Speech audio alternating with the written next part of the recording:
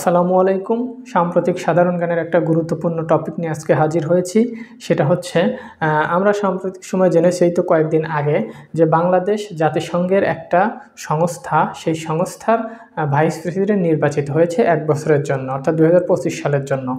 সেটা হচ্ছে United nation human rights council. এটা হচ্ছে জাতিসংঘের যে সাধারণ পরিষদ আছে, সেই সাধারণ পরিষদের সদস্যরা মিলে ২০০৬ সালে এইটা গঠন করে বা প্রতিষ্ঠা করে।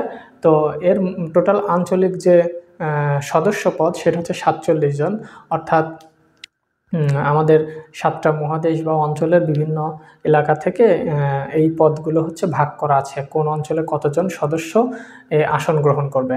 তো এখানে পরিচালনা পর্ষদের মধ্যে থাকে একজন প্রেসিডেন্ট এবং ৪ জন ভাইস প্রেসিডেন্ট। এই ৪ জনের মধ্যে বাংলাদেশের কিন্তু বর্তমান সময়ে একজন ভাইস প্রেসিডেন্ট। তো অ্যাডমিশনে কিন্তু এখান থেকে প্রশ্ন হবে, খুবই গুরুত্বপূর্ণ একটা টপিক, যে বাংলাদেশ সাম্প্রতিক সময়ে কোন আন্তর্জাতিক সংস্থার ভাইস প্রেসিডেন্ট নির্বাচিত হয়েছে। তো দেশের যে অবস্থা, এই অবস্থায় বাংলাদেশের জন্য কিন্তু এটা একটা বিশাল অর্জন। বাঙালি হিসেবে এটা গর্বের বিষয় যে বাংলাদেশ এই ইউএনএইচআরসির আগামী ১ বছরের জন্য কিন্তু ভাইস প্রেসিডেন্ট নির্বাচিত হয়েছে। তো ধন্যবাদ সবাইকে। আসসালামু আলাইকুম।